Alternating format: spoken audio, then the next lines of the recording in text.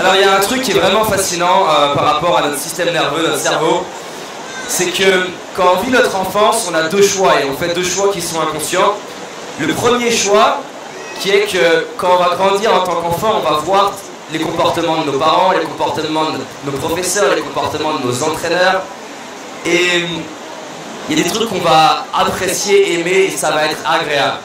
Et tout ce qui va être agréable, on va avoir tendance à faire quoi? À vouloir le reproduire. On va avoir tendance à dire, tiens, moi quand je serai parent, je vais vouloir faire la même chose. Donc si par exemple, vous avez eu un parent qui a été beaucoup présent avec vous, et vous avez apprécié la présence, vous allez avoir tendance à tirer la conclusion qu'en tant que parent, c'est hyper important, vous aussi, d'être présent avec votre enfant. C'est bon jusque-là? Si vous avez eu un parent qui vous a dit, écoute, tu peux y arriver, tu vas le faire, vous allez avoir tendance à apprendre, de se dire, ça c'est super, je vais le reproduire. Et en fait, en gros, comment marche notre cerveau? On a tendance à vouloir reproduire, pas seulement au niveau de la parentalité, en fait, en permanence, dans le sport, l'entrepreneuriat, les relations amoureuses. Tout ce qui est agréable, on a tendance à se dire que c'est bon. Si c'est agréable, c'est bon pour moi. Si c'est désagréable, c'est pas bon pour moi. À tel point d'ailleurs que quand tu demandes aux gens comment tu te sens, ils vont dire bah tiens, je me sens mal. Et quand ils disent je me sens mal, à votre avis, c'est bon ou mauvais pour eux? C'est mauvais pour eux. Mais la question c'est est-ce que réellement ce qui est agréable est bon pour moi? Et est-ce que réellement ce qui est désagréable est si mauvais pour moi?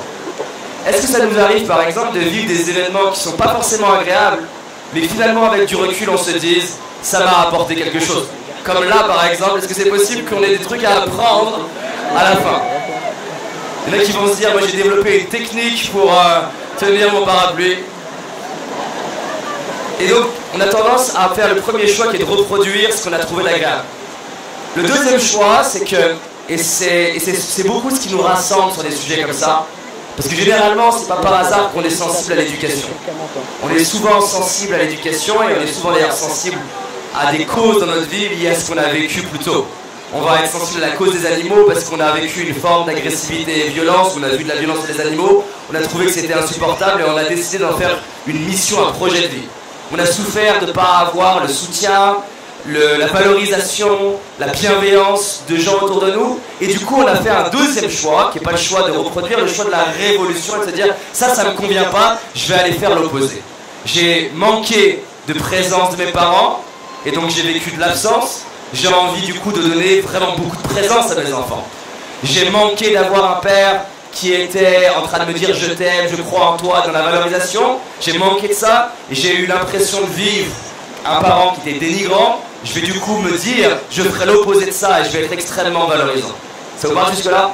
À qui ça parle? Ça parle à 8 personnes déjà, c'est bien. À 15 ici. À qui ça parle juste pour comprendre? Je sais que c'est pas facile avec le parapluie, il faut créer quelque chose. Et en fait ce qui est super fascinant et vraiment, j'ai eu pour intention d'arriver ici et vous partager des idées qui sont peut-être différentes de celles que vous avez l'habitude d'entendre. Et donc j'ai pas pour objectif de vous dire des choses qui vont être agréables à entendre ou confortables, mais ce qui a le plus aidé les milliers de personnes que j'ai pu voir en coaching individuel et les centaines de milliers aujourd'hui qui ont pu traverser mes événements et les salles. Mon intention aujourd'hui, c'est pas que vous m'aimiez, c'est pas que ça soit agréable, c'est pas que vous disiez super, c'est de vous servir le plus possible. C'est que cette conférence ait le plus d'impact dans votre vie, dans la vie de vos enfants, la vie des jeunes. Est-ce qu'il y a des gens qui sont professeurs, éducateurs, qui ont un impact dans la vie de notre enfant? Bon, on peut les applaudir déjà, franchement, vous changez le monde. On peut les applaudir, allez-y, on les applaudit. Je sais que c'est pas facile avec le parapluie non plus, mais on peut le faire. Non, je dis ça avec, je pèse mes mots. J'étais suicidaire, mal dans ma peau, je me détestais, je me comparais aux autres personnes en permanence. Tu trouves toujours quelqu'un de plus beau, plus intelligent, plus charismatique, plus quelque chose. Et j'avais des pensées de suicide. Et par exemple, là, il y a 2 jours, je suis retourné dans mon club de rugby de mon enfance.